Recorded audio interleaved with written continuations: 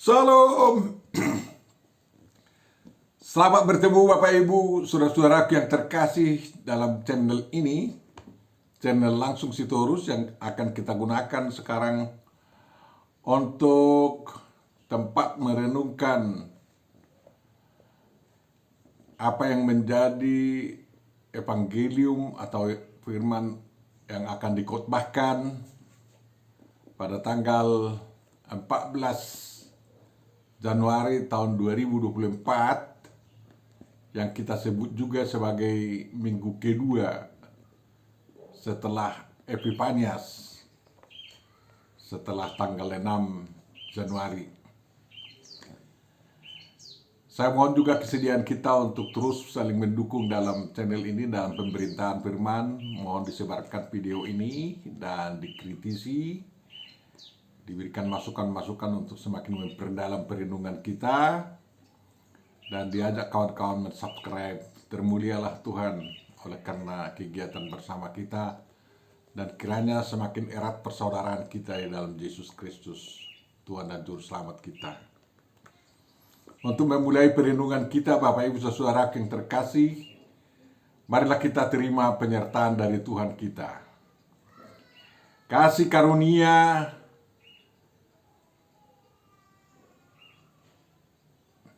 dari Tuhan kita Yesus Kristus, kasih setia Allah Bapa, dan persekutuan Roh Kudus kiranya menyertai dan memberkati kita semua.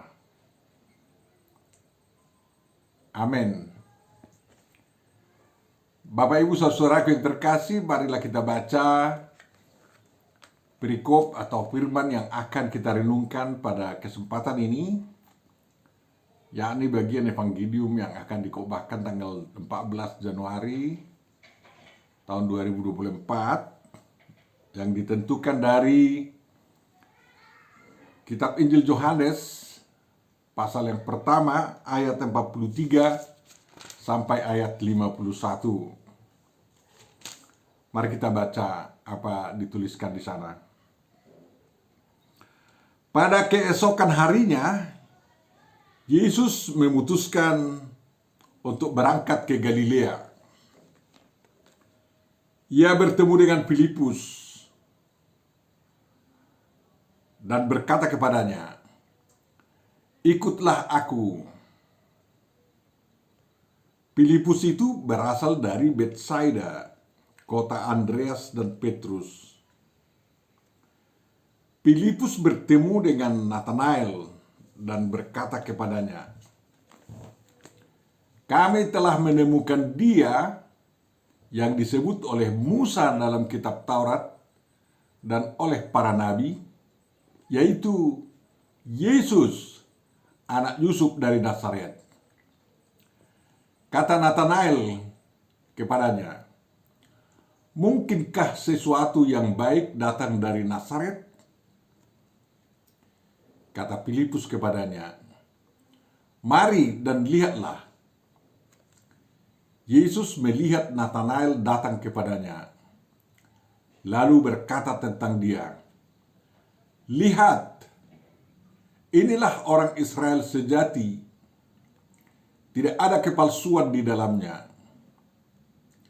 Kata Nathanael kepadanya, "Bagaimana engkau mengenal aku?"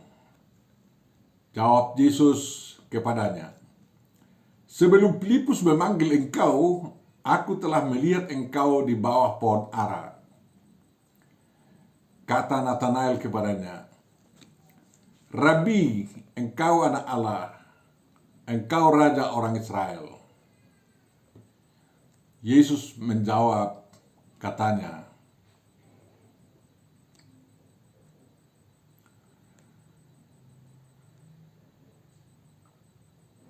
"Karena aku berkata kepadamu, aku melihat engkau di bawah pohon ara, maka engkau percaya?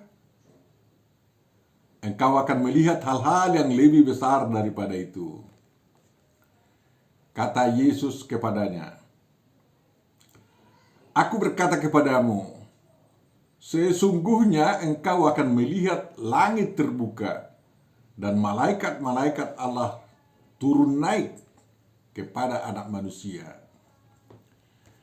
Demikian firman yang akan kita renungkan Bapak Ibu Saudaraku yang terkasih. Tentu saja yang berbahagia adalah orang yang mendengarkan, memelihara, memahami, menghayati, menghidupi dan melakukan firman Tuhan. Amin. Di almanak kita disodorkan yang menjadi tema perenungan kita adalah bahwa Yesus anak Allah dan Raja. Yesus anak Allah dan Raja. Sebagai catatan pinggiran Bapak Ibu Saudara, 2 tahun yang lalu memang perikop yang sama ini juga di minggu kedua setelah Epifanias telah ditentukan sebagai perikop evangelium, khotbah.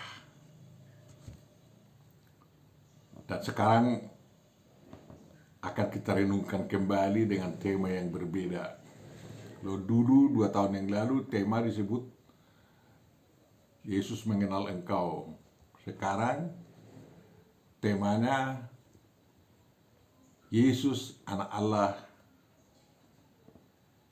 dan Raja. Saya ajak saudara-saudara untuk mendengar, menonton video saya 2 tahun yang lalu, karena itu merupakan pembekalan yang paling bagus untuk juga memahami khotbah kita hari ini. Bapak Ibu saudaraku yang terkasih, biasanya dalam minggu-minggu Epifanias itu selalu dipilih perikop yang menunjukkan bagaimana Allah menyatakan dirinya, memperkenalkan dirinya. Memang peristiwa Natal adalah peristiwa Tuhan menyatakan dirinya, menampakkan dirinya kepada umat manusia. Lalu Epifanias yang dirayakan oleh gereja-gereja di Timur Tengah, gereja Ortodoks sebagai Natal Tuhan Yesus juga adalah minggu penampakan diri Tuhan kepada umat manusia. Dan tanggal 7 Januari yang lalu dipilih perikop yang juga bernada menunjukkan bagaimana Tuhan menyatakan diri kepada manusia. Tuhan kita itu adalah Tuhan yang Trinitas. Satu Tuhan dapat berbagai cara menyatakan atau menampakkan dirinya kepada manusia. Dan dalam Alkitab ada 3 cara utama yang dipilih Tuhan untuk menampakkan dirinya, yakni sebagai Bapa, sebagai firman yang menjadi manusia, yang juga digelari sebagai anak Allah, dan sebagai Roh Kudus atau sebagai Roh yang juga dikenal sebagai Roh kebenaran, Roh penghibur, Roh yang menyertai manusia dalam perjalanan keimanannya, menuntun manusia menuju kehidupan yang kekal. Roh menjadi alamat komunikasi daripada roh manusia apabila manusia mau berbicara kepada Tuhan. Karena siapapun yang berdoa atau berbicara kepada Tuhan, dia harus berbicara di dalam roh. Tanpa roh, kata-kata kita itu yang kita sampaikan kepada Tuhan menjadi kata-kata kosong. Bapak Ibu saudaraku yang terkasih, pada kesempatan menurut perikop yang akan kita renungkan ini, Tuhan menyatakan dirinya sebagai anak Allah dan sekaligus juga sebagai raja, namun dikenal dalam kesaksian Nathanael sebagai rabi, guru. Saudara-saudara, Tuhan Yesus datang ke dunia untuk membawa kerajaan surgawi dan menegakkannya di dunia ini. Jadi perintisnya pun Yohanes Pembaptis menyerukan agar manusia bertobat karena kerajaan surga yang dalam Injil lain disebut juga sebagai kerajaan Allah sudah dekat. Dan Yesus menegaskan bahwa kedatangannya adalah untuk menyatakan kerajaan surga itu, kerajaan surgawi itu sudah berada di dunia ini, dideklarasikan oleh Yesus Kristus dan ditegakkan melalui ajaran-ajaran Tuhan Yesus Kristus. Untuk itulah Tuhan Yesus menyatakan dirinya sebagai Rabi, sebagai anak Allah, dan sebagai Raja. Tujuannya agar seluruh umat manusia mendapat ilmu pengetahuan yang benar tentang ilmu, tentang Tuhan, tentang beragama yang benar, tentang beriman yang benar, dan juga tentang berbuat yang benar atau melakukan perbuatan secara benar. Itu yang diajarkan oleh Tuhan Yesus kepada kita, kepada seluruh umat manusia, dan siapa yang dapat menangkapnya, pasti dia akan berhikmat, pasti dia akan lebih luar biasa dalam ilmu-ilmu pengetahuan dan kreativitas. Dan Tuhan memperkenalkan dirinya sebagai Firman yang menjadi manusia, yang dalam pengenalan Nikodemus yang baru bertemu dengan Yesus itu sebagai anak Allah.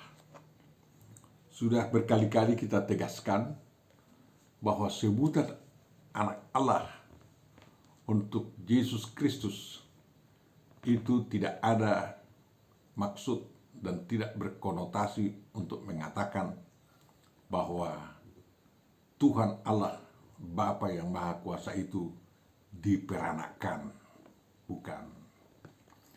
Tetapi istilah anak Allah dipakai untuk benar-benar menyatakan bahwa Yesus Kristus itu adalah firman Allah atau firman Jehovah yang menjadi manusia. Mengapa istilah itu dipakai walaupun bagi orang-orang banyak yang tidak memahaminya, yaitu menjadi pergumulan kita lah untuk memahaminya. Setiap orang yang mau memaksakan pemahamannya untuk memahami istilah sebutan anak Allah kepada Tuhan Yesus pasti akan salah pemahamannya. Tapi kalau pemahamannya didasarkan pada kehendak Tuhan, tindakan Tuhan, perbuatan Tuhan, pasti dia mengenal Yesus itu anak Allah secara benar. Mengapa harus menjadi anak Allah?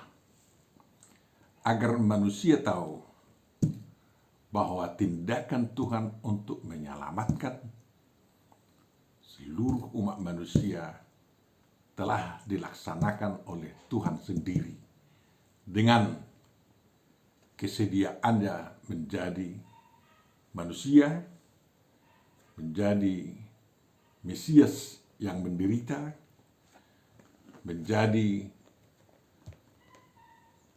orang yang menanggung dosa dunia, menjadi anak domba Allah yang menghapus dosa dunia, dan yang menjadi juru selamat dunia.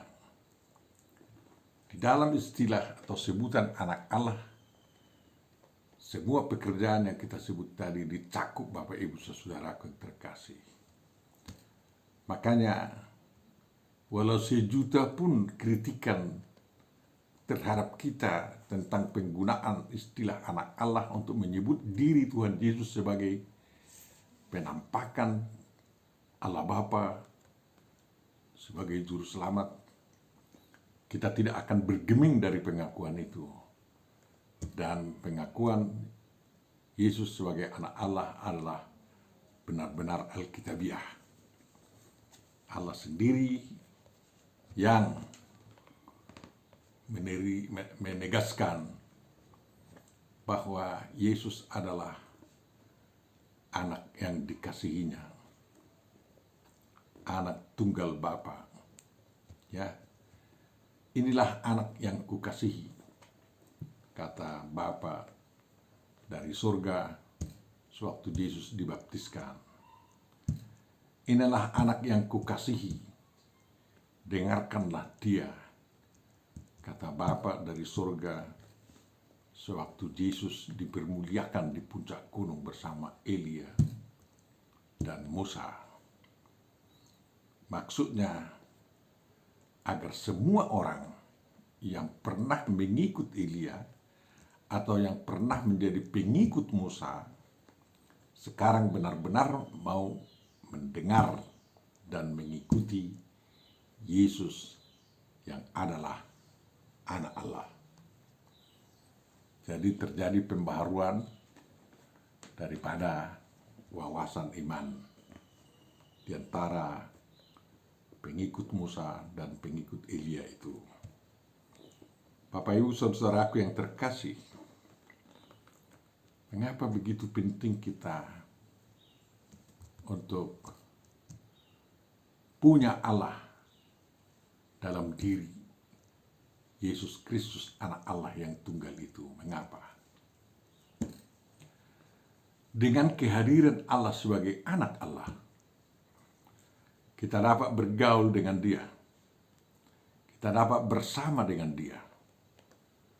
Di sana tersirat keilahian daripada Tuhan kita Yesus Kristus. Kemahakuasaannya dan kemahabenarannya. Bahwa ajaran-ajarannya adalah yang paling benar dari antara semua ajaran-ajaran yang ada pernah ditebarkan di seluruh dunia di kalangan umat manusia dari sejak dulu dan sampai kapanpun. Bapak Ibu saudara yang terkasih, salah satu istilah lain yang disebutkan untuk Yesus adalah anak manusia. Bukan karena dia lahir dari rahim Maria, dan Alkitab mengatakan bahwa ayah pemangkunya adalah Yosef atau Yusuf, makanya dia disebut anak manusia. Bukan. Justru dia lahir dari Roh Kudus. Dan Tuhan menggunakan Bunda Maria sebagai caranya untuk datang ke dunia sebagai manusia. Dia anak manusia untuk menekankan kemanusiaannya, keberpihakannya kepada manusia. Sehingga dia rela memikul semua derita manusia oleh karena kejatuhannya ke dalam dosa, dan juga menebus manusia itu dari genggaman dosa dan menyelamatkannya. Dan manusia dibebaskan dari genggaman iblis dan genggaman kematian yang kekal itu. Anak manusia memang dikenal dari nubuatan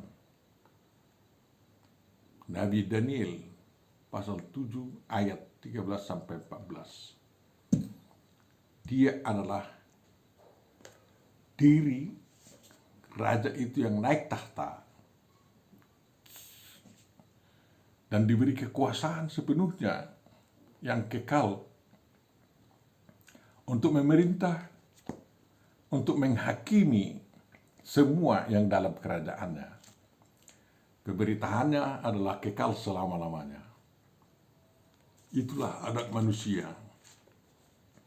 yang dijadikan Tuhan menjadi raja dalam tahtanya. Dan bukan hanya asal anak manusia dia, tapi dia adalah diri Tuhan yang menjadi manusia, dan setelah dia menyelesaikan tugasnya di bumi, anak manusia yang satu ini kembali menjadi raja penguasa alam semesta, karena dia adalah berada dalam diri Bapa.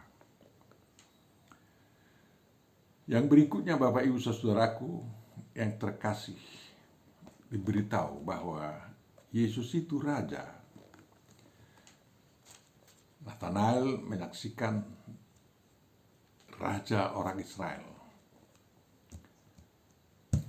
dan Pilatus menuliskan, ya, Yesus dari Nazaret, raja orang Israel. Mengapa harus orang Israel sendiri? Bangsa Israel adalah bangsa pilihan Tuhan. Apakah kekuasaan raja dari Tuhan Yesus Kristus itu terbatas hanya bagi bangsa Israel? Bukan. Dia menjadi raja atas seluruh bangsa. Tetapi dia berkenan untuk memilih suatu bangsa menjadi bangsa pilihannya, yang menjadi terang bagi bangsa-bangsa. Oleh karena itulah seluruh bangsa-bangsa harus belajar kepada bangsa Israel tentang kehendak Tuhan, tentang kerajaan Tuhan, agar mereka juga menikmati keselamatan yang dari Tuhan kita itu. Raja artinya yang memerintah, dan dia bukan presiden, walaupun presiden pemerintah, karena presiden adalah bentukan rakyat. Tapi raja adalah bentukan pemilik tahta kerajaan itu. Dan kekuasaannya dari awal sudah ada sampai akhir. Makanya istilah raja tidak pernah diganti dengan istilah yang lain untuk menyebut Tuhan Yesus Kristus. Ya. Raja itu adalah raja yang adil, yang memerintah tidak berdasarkan perasaan, tidak memihak oleh karena pandangan mata, tapi dia adil dan benar-benar adil, menghukum berdasarkan kebenaran yang sudah dia tetapkan berlaku di seluruh ciptaannya.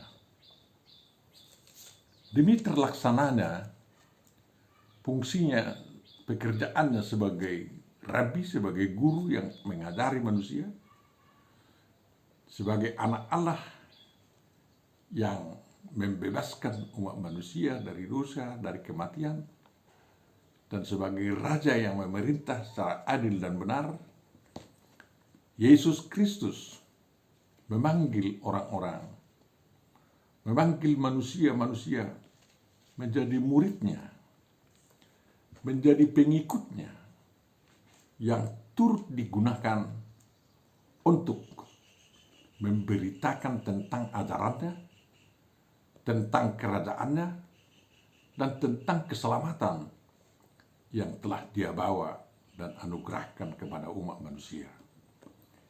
Peristiwa pemanggilan murid itulah diceritakan juga di dalam perikop kita, selain di dalam Injil-Injil yang lainnya. Luar biasa penceritaan itu, Bapak Ibu Saudara. Pada hari sebelum Dia bertemu dengan Filipus, Yesus telah memanggil Andreas dan juga Simon Petrus saudaranya. Dan juga satu kampung dengan itu si Filipus, Dia panggil menjadi muridnya. Kepada mereka hanya satu perintah, ikutlah aku. Lalu murid ini, terutama Filipus, memberitahu kepada Nathanael perjumpaannya dengan Yesus.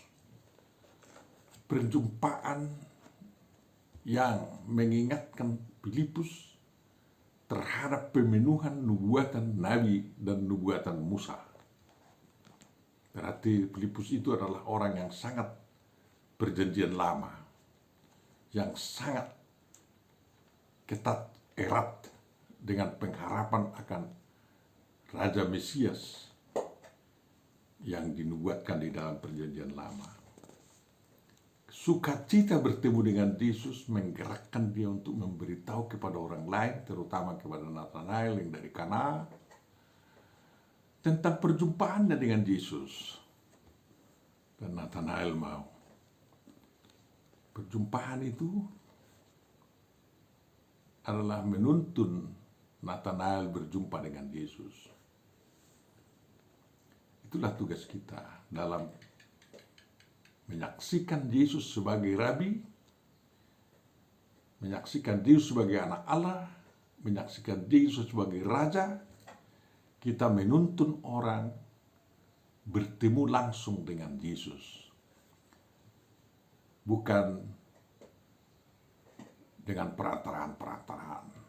Ya. Banyak agama-agama sekarang menjadi sesat karena terlalu banyak batas yang dibuat untuk bertemu langsung dengan Tuhan. Sehingga ada orang yang mengatakan, kami ini beragama bukan beragama kitab suci kami, tetapi beragama tafsiran-tafsiran guru-guru kami, katanya. Sehingga banyak yang melenceng, banyak kali aliran yang susah.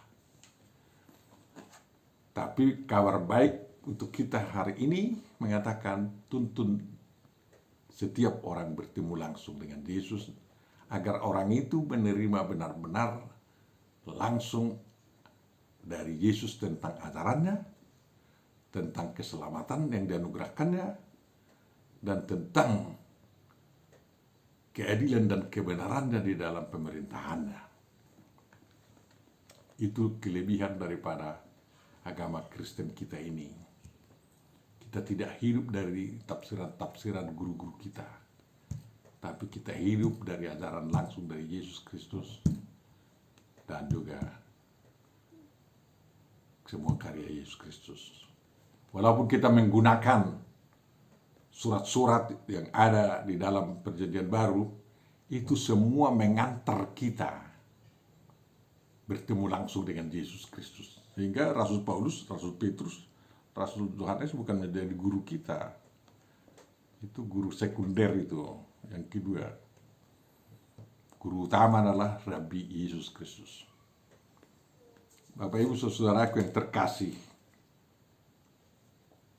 mari kita perhatikan mata rantai pemberitaan tentang Yesus sebagai Rabi, anak Allah, dan Raja itu.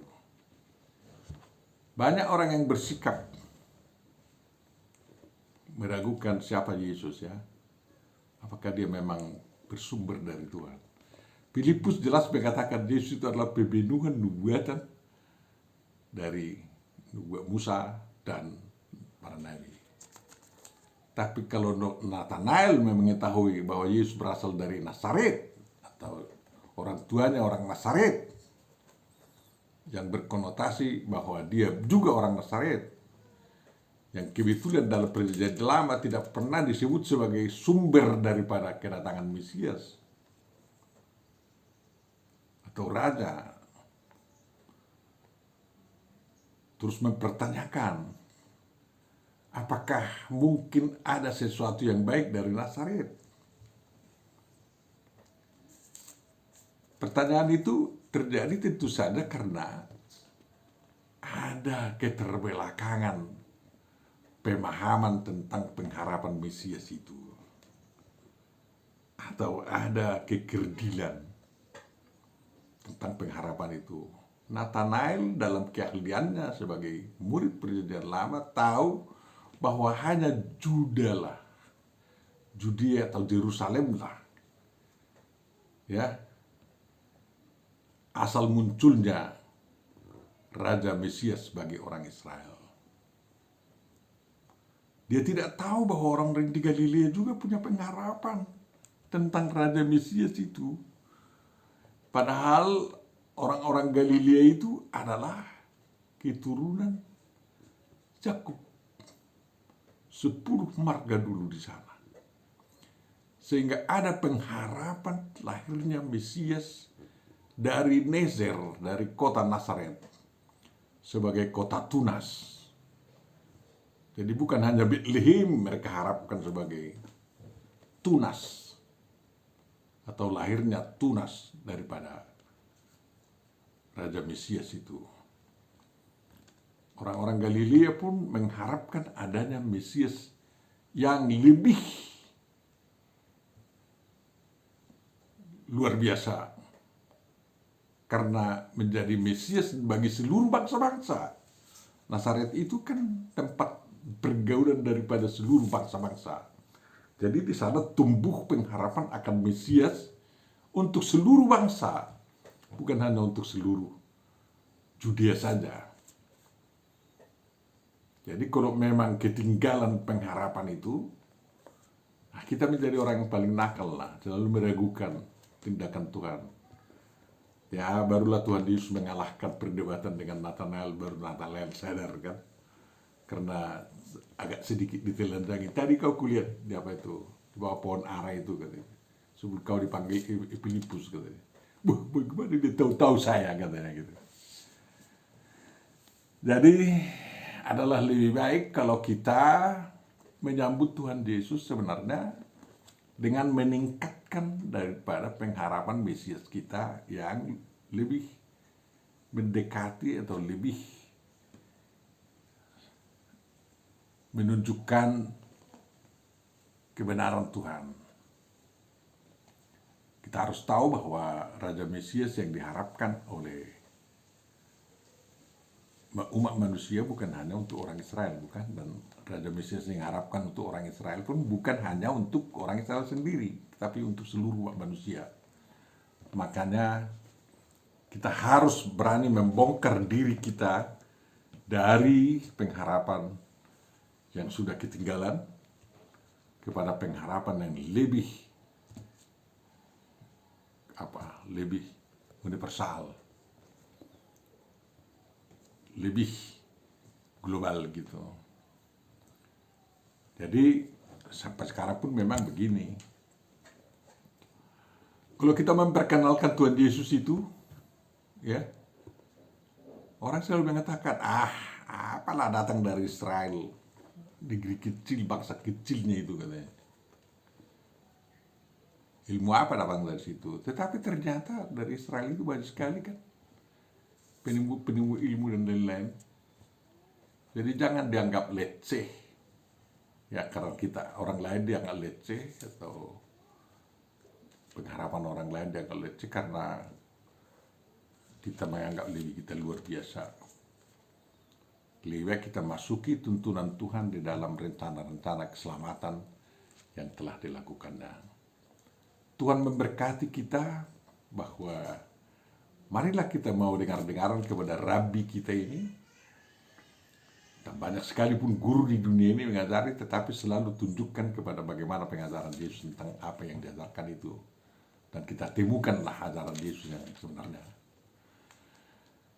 Dan mari kita temukan anak Allah, juru selamat kita itu. Dan kalau masih ada teori-teori yang mengatakan kita bisa menyelamatkan diri sendiri melalui agama kita, itu omong kosong itu. Lebih baik sambut Yesus sebagai juru selamat anak Allah.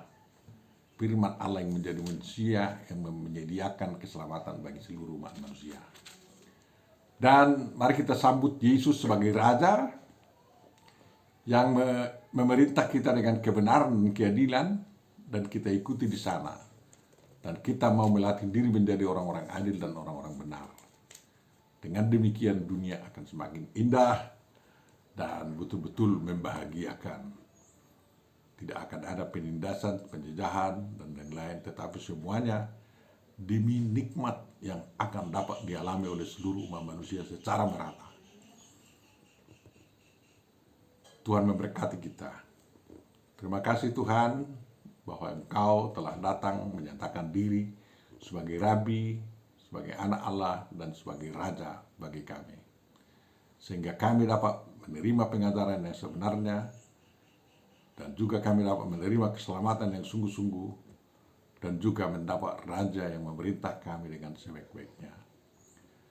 Lindungilah negara kami Tuhan, agar semuanya dapat berjalan sesuai dengan kehendak-Mu. Banyak kali yang akan kami mohon, tapi Kau tahu itu semua. Sempurnakanlah doa kami mohon dalam Yesus Kristus Tuhan dan Juru Selamat kami. Kabulkanlah doa kami. Amin.